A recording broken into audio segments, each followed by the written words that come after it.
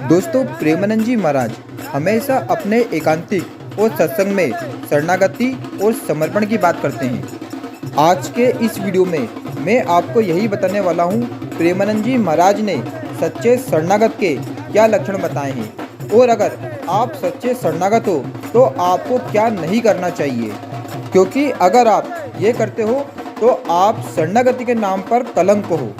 आपकी अभी शरणागति में कमी है और आप सच्चे शरणागत नहीं हो।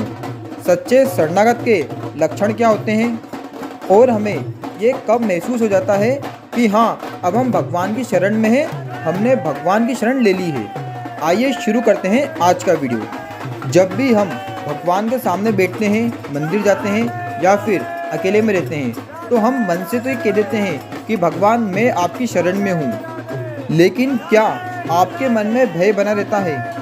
क्या आप हमेशा अपने भविष्य की चिंता करते हैं? क्या आपको अपनी बुराई, अपने अपमान या आपकी कोई प्रशंसा कर दे तो उससे आपको फर्क पड़ता है? अगर आपका किसी ने अपमान कर दिया तो क्या आपको बुरा लगता है? या फिर आप भविष्य की चिंताओं में खोए रहते हो कि आने वाले समय में मेरे साथ क्या होगा? या फिर आप व्यापार कर रहे हो, नौकरी कर रहे हो और आपको चिंता बनी रहती है कि अब आगे क्या होगा?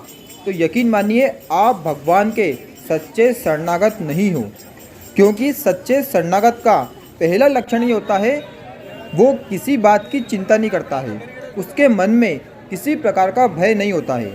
वो सिर्फ उसके आगे जो कर्म है उस पर ध्यान देता है, ना कि उसके कर्म के फल पर ध्यान देता है। जैसे एक किसान जब गेहूँ बो देता है, उसके बाद अगर वो निश्चिंत है कि अगर बारिश हो, सूखा हो, मुझे उससे कोई फ़र्क नहीं पड़ता है, प्रभु को जितने गेहूँ देने होंगे वो दे देंगे 6 महीने बाद। ठीक इसी प्रकार अगर आप नौकरी कर रहे हो, आप किसी पद में हो, तो आपका जो कार्य है आप उस कार्य को कर रहे हो, लेकिन आपके मन में कोई आकांक्षा नहीं है कि मेरी सैलरी बढ़ जाए, मेरा पद बढ़ जाए। सिर्फ आप अपने कर्म को कर रहे हो और ना ही आप उसके फल के बारे में सोच रहे हो और ना ही किसी बात से भयभीत हो रहे हो। तो यकीन मानिए, आप भगवान के सच्चे शरणागत हो। प्रेमानंद जी महाराज शरणागति के बारे में कहते हैं, मेरी ना भलाई की फिक्र है मुझे और ना ही बुराई की फिक्र है कि मेरे में इतनी बुराई है। आपको समर्पित है, आप देखो मेरी बुराई को, आपका काम है ये। और अगर भय बना हुआ है बुराई का और हर्ष की वृद्धि है, तो फिर शरणागति कैसी? कलंक है शरणागति पर, समर्पण का नाटक है, समर्पण नहीं। भगवान की शरण में होने पर, भगवान को अपना मानने पर अगर आप भयभीत हो रहे हो, अपने अच्छे बुरे की चिंता कर रहे हो, तो आप शरणागत के नाम पर कलंक हो। आपकी कैसी शरणागति? आप शरणागति का नाटक कर रहे हो, आप भगवान की शरणागति में नहीं हो और ना ही आपने भगवान को खुद को समर्पित किया है। सच्चा शरणागत चिंता नहीं करता है, चिंतन करता है भगवान का। और अगर आप नाटक कर रहे हो तो आपके मन में भय बना रहेगा।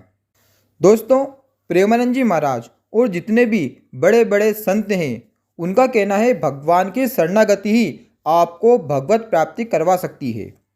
भगवान श्री कृष्ण ने भी गीता जी में कहा था कि जो भक्त मेरा अनन्य चिंतन करता है, मैं उसके योग क्षेम का वाहन करता हूँ। अर्थात जो व्यक्ति मेरा अनन्य चिंतन करता है, उसको जो प्राप्त नहीं है वो प्राप्त करवाता हूँ और जो प्राप्त है उसकी रक्षा करता हूँ। जो भगवान का सच्चा शरणागत होता है, भगवान कभी भी उसे नहीं छोड़ते हैं। कहते हैं, मंगल भवन अमंगलहारी। भगवान सदैव मंगल ही करते हैं, कभी भी अमंगल नहीं कर सकते। अब आप सोचिए, जो व्यक्ति भगवान की शरण में है उसके साथ अमंगल कैसे हो सकता है? इस दुनिया में कई सारे ऐसे लोग हैं जो ना तो भगवान को मानते हैं, ना मंदिर जाते हैं, ना भगवान की पूजा करते हैं, यहाँ तक कि भगवान को गाली भी देते हैं। लेकिन अगर उन्होंने कर्म खराब नहीं किए हैं तो उनको भी सज़ा नहीं मिलती है। उनको सज़ा तब मिलती है जब उनके कर्म बिगड़ते हैं, क्योंकि भगवान तो ये कहते नहीं है कि आप मेरी पूजा करो, मंदिर आओ। भगवान तो बस ये कहते हैं, आप शास्त्र विरुद्ध कोई भी आचरण मत करो, आप अच्छे कर्म करो और मेरा चिंतन करो। मंदिर आने की ज़रूरत नहीं है, पूजा करने की ज़रूरत नहीं है, क्योंकि भगवान लालची नहीं है। अब आप सोचिए, जो व्यक्ति भगवान को नहीं मानता है, भगवान को गाली देता है, उसका भी भगवान अमंगल नहीं करते। उसको भी खाने पीने की पूरी व्यवस्था होती है और उसको भी कर्म अनुसार ही सज़ा मिलती है। और जो व्यक्ति भगवान की शरण में है तो उसका अमंगल कैसे हो सकता है? उसका तो मंगल ही मंगल होना है। जो भगवान की शरण में होता है, जो श्री जी की शरण में है, उसको श्री जी की करुणा प्राप्त होती है। दया, कृपा, करुणा, इन तीनों में अंतर होता है। अगर आपके जीवन में अनुकूलता है, आप जो चाहते हैं वो आपको मिल जाए, तो ये श्री जी की दया है। और अगर आपके जीवन में प्रतिकूलता आ रही है तो ये श्री जी की कृपा है।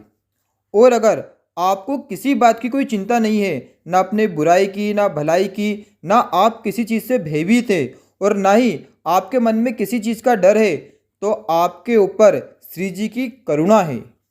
सच्चे शरणागति श्री जी की करुणा के पात्र बनते हैं। जो भगवान को पूरी तरह से समर्पित हो जाते हैं और जो ना तो चिंता करते हैं ना भयभीत होते हैं, उन्हीं पर श्री जी की करुणा होती है। वही श्री जी की करुणा के पात्र होते हैं। और जिसके ऊपर श्री जी की करुणा होती है, जो श्री जी की करुणा को प्राप्त कर लेता है, उसके मन में किसी भी प्रकार का भय नहीं होता है। आज के टाइम पर कई सारे लोग भगवान की शरणागति का दिखावा करते हैं, नाटक करते हैं। हम कह तो देते हैं कि हाँ, मैं भगवान आपकी शरण में हूँ, तन मन धन सब आपको अर्पित है, लेकिन फिर भी हमारे मन में ये भय बना रहता है, कहीं हमारा धन चोरी तो नहीं हो जाएगा, कहीं हमारे साथ कुछ बुरा तो नहीं हो जाएगा। आज भी अगर बिल्ली रास्ता काट जाती है, चप्पल उल्टी होती है, तो हमें भय बना रहता है कि कुछ ना कुछ अशुभ जरूर होगा। ये सच्चे शरणागत का लक्षण नहीं है। सच्चा शरणागत वो होता है, अगर उसके जीवन में कुछ भी हो रहा है, वो भगवान का नाम जप करेगा, वो भगवान को याद करेगा जब भी उसका बुरा होगा। वो भगवान से कभी भी शिकायत नहीं करेगा कि मेरे साथ ये बुरा हुआ है, मैं तो आपका नाम जप कर रहा हूँ, मैं तो आपकी शरण में हूँ। अगर उसका बुरा भी होता है, उसके जीवन में कोई भी प्रतिकूलता आती है, तो वो भगवान की कृपा मानता है कि भगवान का विधान है कि वो मुझे प्रतिकूलता दे रहे हैं, तो आपके विधान में मैं राजी हूँ। अगर मेरे जीवन में दुख आ रहे हैं, मैं उसमें भी राजी हूँ। अगर आप मुझे सुख दोगे तो भी मैं आपसे कुछ नहीं कहूँगा, क्योंकि मैं आपकी शरण में हूँ। भले मेरे साथ कितना ही बुरा हो जाए, लेकिन कभी भी आपसे शिकायत नहीं करूँगा। भले मुझे नरक की प्राप्ति हो, लेकिन आपसे शिकायत नहीं करूँगा, क्योंकि मैं आपकी शरण में हूँ, आपका नाम जप कर रहा हूँ। ये होती है सच्ची शरणागति। और सच्चे शरणागत के यही लक्षण होते हैं कि वे भगवान का अनन्य चिंतन करते हैं और वे कभी भी ना तो भयभीत होते हैं, ना ही उनके मन में बुराई का डर होता है और ना ही प्रशंसा की लालसा होती है। और ऐसे भक्तों पर श्री जी की असीम करुणा होती है, श्री जी की कृपा होती है। वो श्री जी के करुणा के पात्र होते हैं और अंत में वे श्री जी को प्राप्त करते हैं, उनको भगवत प्राप्ति हो जाती है।